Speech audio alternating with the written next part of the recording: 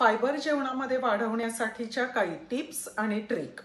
ब्रेकफास्टमध्ये पोहे, उपमा, ब्रेडचा उपमा किंवा फोडणीची पोळी असेल तर त्याच्यामध्ये पीस, कॅरेट, बीन्स ॲड करू शकता।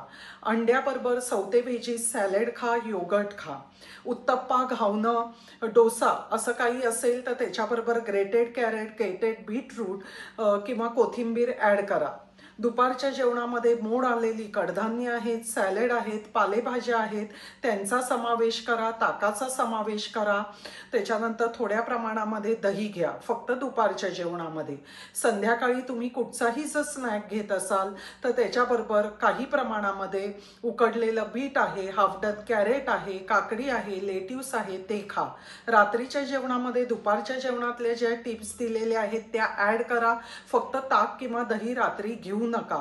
पूर्ण दिवसामध्ये हायड्रेशन सांभाळा, पाण्याचा इंटेक व्यवस्थित करा आणि फायबर पण खूप जास्त प्रमाणामध्ये नको, मॉडरेशनमध्ये पाहिजे, कारण मॉडरेशन इज अ की, त्याचाच तुम्हाला फायदा होणार।